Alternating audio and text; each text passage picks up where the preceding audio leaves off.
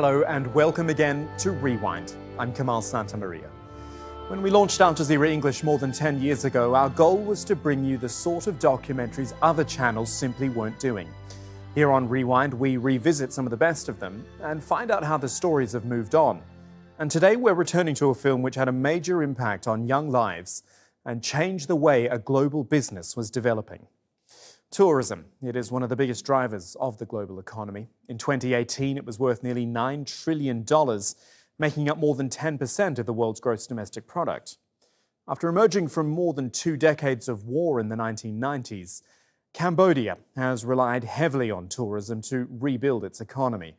It's one of the top destinations for young travellers, many of whom sign up with global volunteering companies. But there's a dark side to this story. War breeds orphans, and back in 2012, investigative reporter Juliana Ruhfus went undercover to find that well-intentioned tourists were unwittingly fueling the exploitation of children at poorly regulated orphanages. From the People and Power series, this is Cambodia's orphan business. Phnom Penh, the capital of Cambodia. Between the 1970s and 1990s, Cambodia was ravaged by civil war. Since its return to peace, there has been a boom in tourism, with over 2 million visiting every year. Keen to help this war-torn country, increasing numbers of tourists are now also working as volunteers. Most come with the very best intentions to work in schools and orphanages, filling a gap left by a lack of development funding. But recently, disturbing stories have emerged that Cambodian children are being exploited by some of the companies organizing volunteers or running orphanages. We've come to Cambodia to investigate allegations that quite a few of these orphanages are run not for need, but for profit. Our journey begins on the outskirts of Phnom Penh at an orphanage and school called the People's Improvement Organization. Set up 10 years ago, it provides free education for children who worked on the city's main garbage dump. You want to start teaching? Yes! No?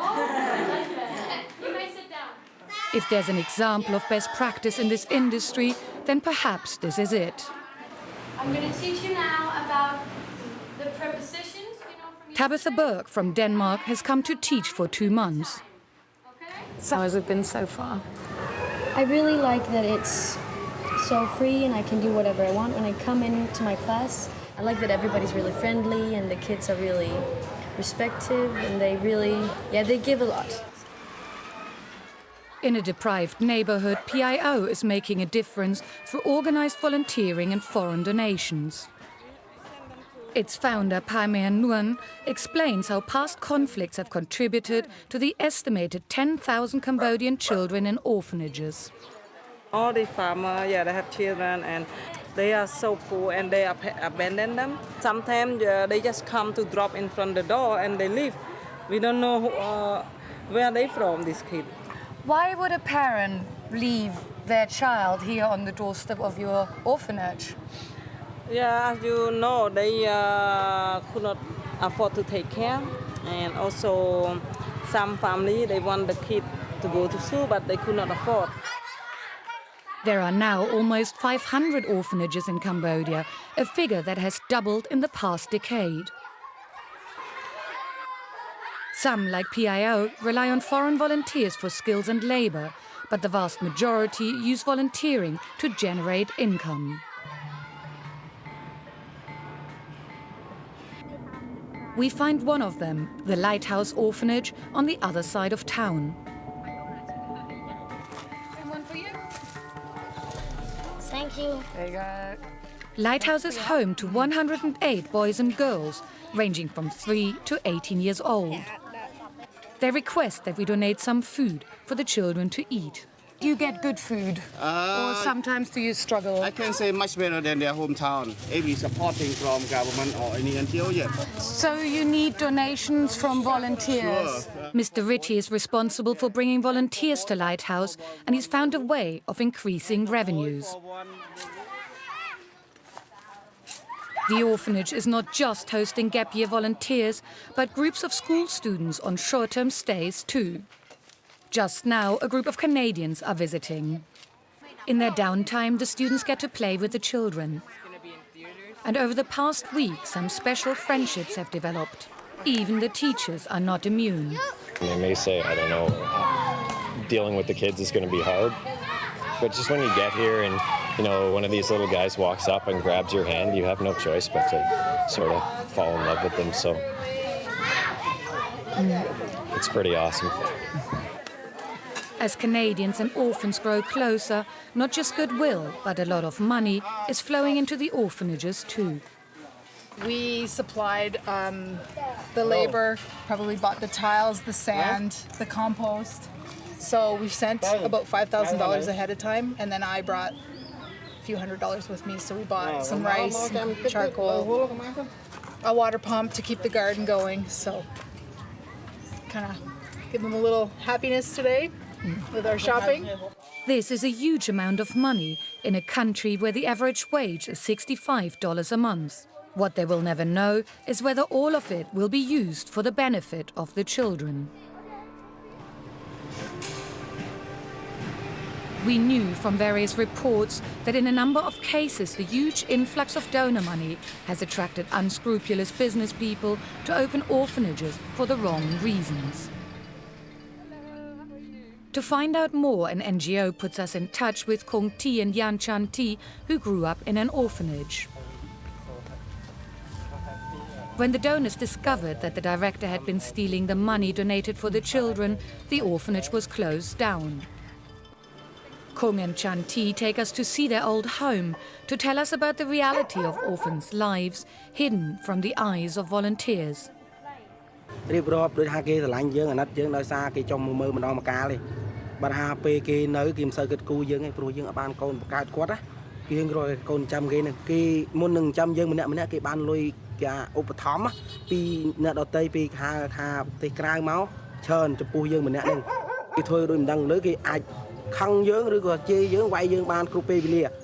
Why didn't you tell the volunteers what was going on?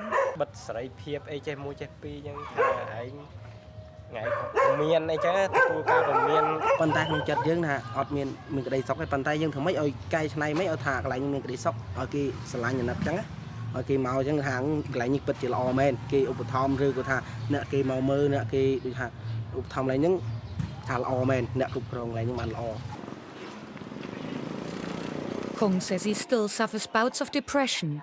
He works in 2 different restaurants for just $3 a day. Chan Ti too says he's still affected. He now has a regular job at the airport. But not everyone from the orphanage has fared so well. Chan Ti introduces us to Chai, who lives rough on the streets. He stays here outside? Hi. Hello.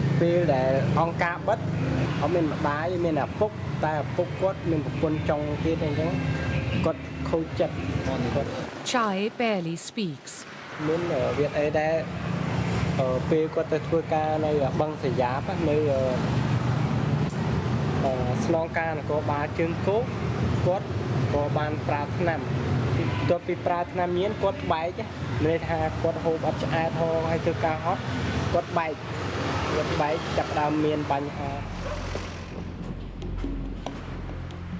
But it's not just the Cambodians in charge of orphanages who are accused of taking advantage of the money flowing into them.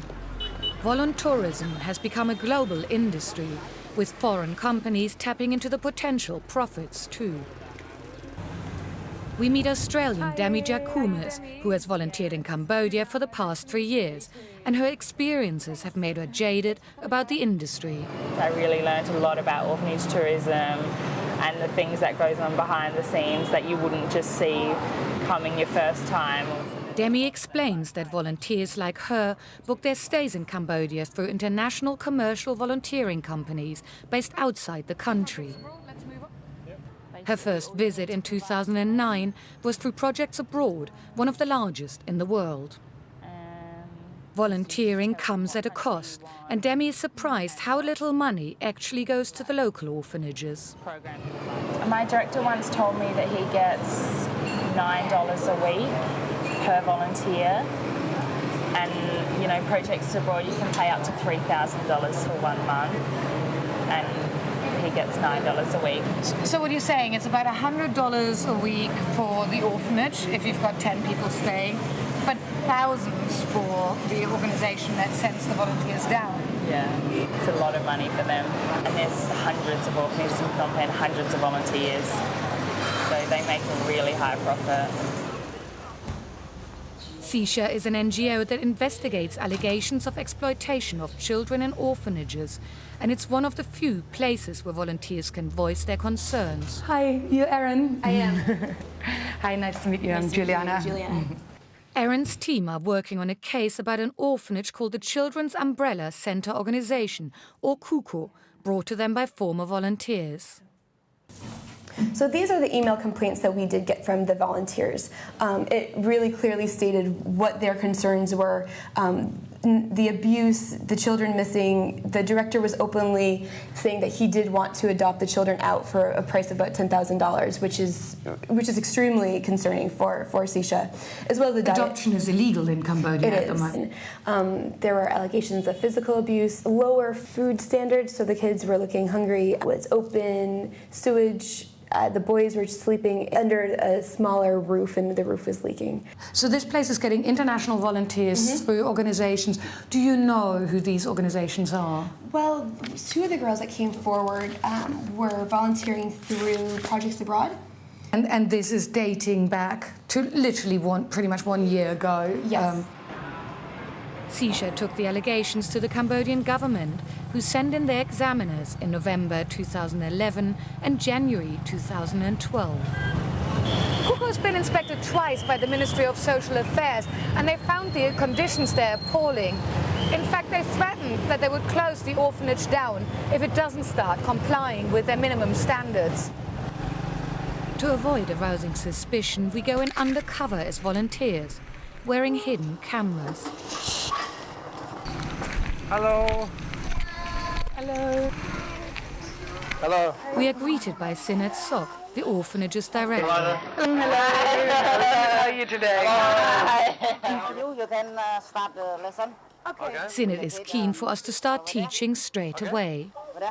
The first time you can train, example, you start 1:30 until 1:30, break time. The thing is, I have never done any teaching. Yeah, I understand. So you can train the simple here because I have the book. You can read. Having simply walked off the street, we are now teaching an English class. Then there is a seemingly endless amount of playtime.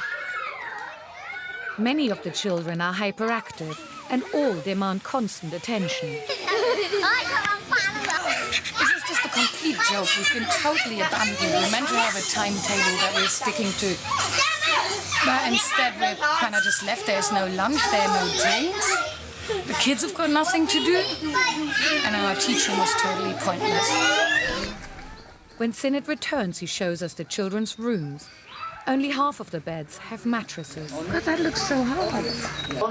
Right now, only 8. Oh, it's not wood, it's metal. These are the conditions the government inspectors asked him to improve. That's open. The roof is open. Yeah, when the rain come down, wait here, wait.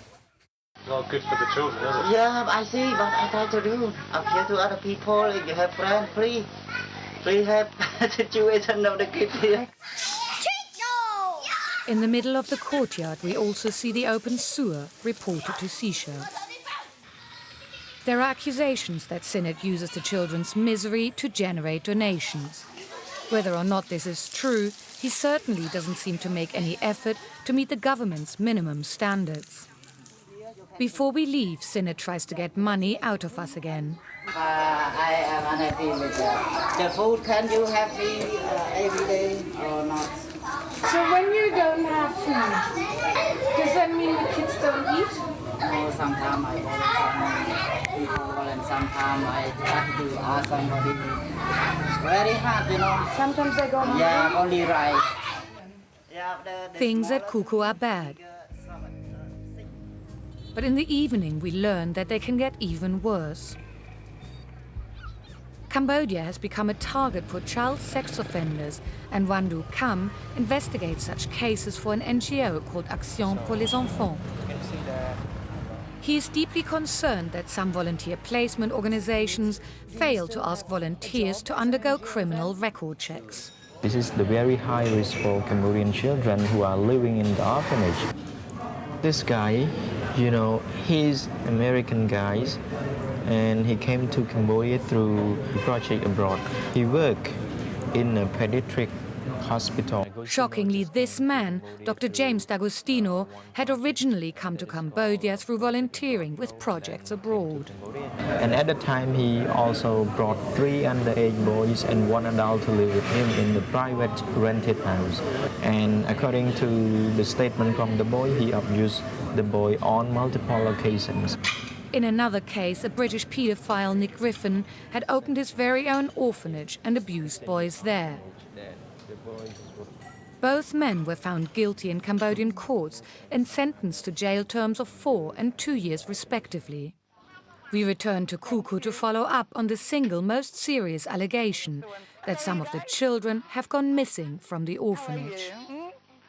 Disturbing your meal. How are you? To our surprise, a Dutchman has arrived. I'm a volunteer, but what do you do here? Also the same thing. Really? Okay. But I live in a house from the organization with other people who are volunteering. Which organization is that? Projects Abroad. Okay.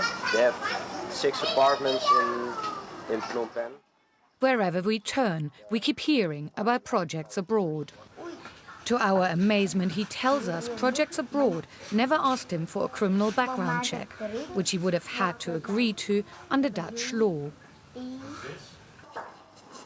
When we go looking for Director Sinnert, we find him at the back. How are you? I'm fine, thank you. Hello, how are you? We want to test how serious he is about protecting his orphans by asking him if we can remove some of the children. Good. It's our friend Rani, Sinnert. For everyone's safety, we've asked a social worker to join us. We tell Sinnert she's a friend and interpreter. We wanted to this afternoon to see if we can take some of the kids to have a little tour near Phnom Penh. How many kids do you want to choose? Maybe you can. Yeah. I can call them. Sinnert is actually getting us to choose between the children. And minutes later, we leave with 4 of them. Never once have we been asked for identification. This is actually totally crazy. Sinnert just allowed us to pick up 4 kids from his orphanage. They're in our car now, and we could just drive off with them. We knew from Sisha's investigation that the children are from the northeast of the country. But the paperwork at the orphanage was fabricated, and their birth parents could not be traced. Do you remember your parents?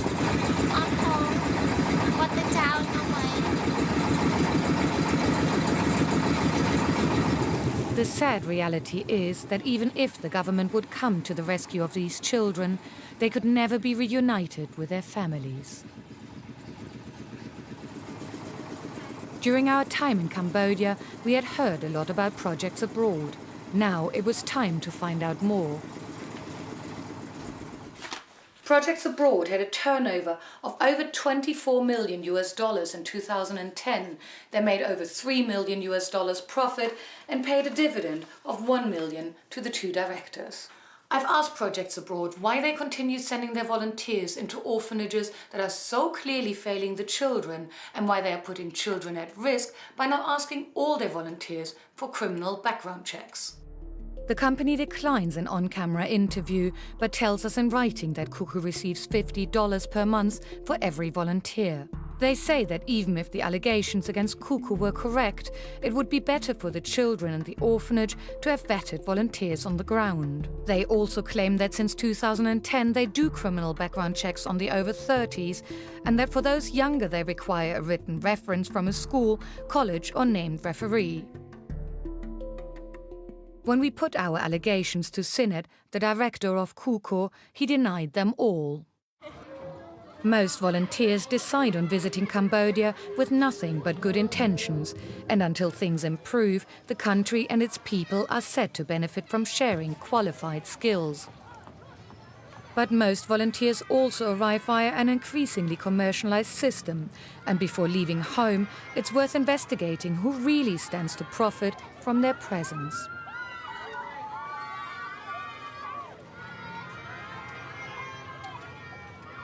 Cambodia's Orphan Business, a film which played a major part in increasing the understanding of the potential dangers of voluntourism. Well, I'm very pleased to say that we're joined here in the studio by the filmmaker herself, Juliana Ruhfus. Lovely to see you, Juliana. You were one of the first people to report on this internationally. How did you even come across a story like this? I'm actually quite interested in psychology, and I was attending a conference on trauma, and it was a global conference, and there was a psychologist, sociologist from Cambodia, and she'd been working on that issue because a lot of the children were damaged psychologically, and she told me about it, and I thought it was astounding that this really wasn't an issue that was known about at all. Tell us about the children who you met there. First of all, we use the word orphans. Are they all technically what we would believe to be orphans? Yeah, I mean, that was really the first thing that I was interested in. The vast majority of the children in these so-called orphanages actually do have parents, and they're people who go around and who effectively recruit these children. They say to the parents that the children are going to get great education, that they'll be in touch with lots of Westerners, and the parents allow these recruiters to take the children, and then they get put into these, again, orphanages. And it effectively, some of these orphanages are a money-making machine. And do the children actually get to see the benefits of any of that money, or? A lot of the children are really damaged. They're damaged, firstly, because they're being taken away from their parents. And then secondly, a lot of them, and you can actually see that in our film, they have what is called an attachment disorder, so that they continuously get attached to a new person, a new volunteer, plays with them, shows them with affection, and then leaves very quickly. I'm trying to imagine what you went through on that, actually. I know it's about the children, but I mean, that's a very emotional thing to go through. Where this story really got me is when we tried to take some of the children out for a day out, and what we tried to demonstrate is really the complete neglect of care. You were just allowed to do it. This is the thing, you could have been anyone. It was extraordinary, because actually Cambodia is a country that has a well-known problem with child abuse, especially paedophilia. That is foreigners, foreign tourists, so-called tourists, again, coming in and abusing children. So the idea that we could take these children out without any supervision was quite astounding, and that is really the thing that hit me. I was so focused on will this happen, can we take the kids out, that when we finally sat with these kids in the car, it was actually quite emotional, because we had this sense we were driving off with them in a car, and we could have done absolutely anything to these kids. And when you did take the children out of the orphanage, you had a social worker with you, right? Yeah, you can actually see her in the film. And the social worker, she was there for two reasons. Firstly, to protect the children, to make sure that they are safe and comfortable, and she helped translate. But secondly, it was also to actually protect us, because we were aware that we were making what could be a very controversial film, and we were worried about future allegation accusing us to have done something incorrect with the children. So she was there also to make sure that we were safe in that sense. And what's happened since? What, as far as tightening up the laws, well, we can talk about the government, but what about the actual orphanages themselves? Are they still operating like this? Yeah, there were actually quite a few responses to this. So firstly, on an international level, the awareness has really grown. So Australia, I would say, is, as a country, a leading example, because they have actually made the trafficking of children into orphanages illegal. They're describing it as a modern form of slavery. So that's the international response. Then in Cambodia itself, the authorities have reacted to some degree. They've shut down some of the orphanages, and they've worked with international agencies like the UN and also international organizations to close these orphanages down and actively reunite the children from orphanages with the families where possible. But also, and this was particularly important to me, some of the companies that run voluntourism schemes have decided to abandon the sending of untrained volunteers into orphanages. Juliana, it's been fascinating talking to you. Really great. Thanks for coming in. Thank you for having me. And Projects Abroad, the company which you saw in that film, say they no longer work in orphanages. They say they now work with community-based projects, which means working with children still living at home. Well, that is it for this edition of Rewind. Do check us out online at aljazeera.com for more films from the series and updates from the Al Jazeera archive. And we'll see you again next time.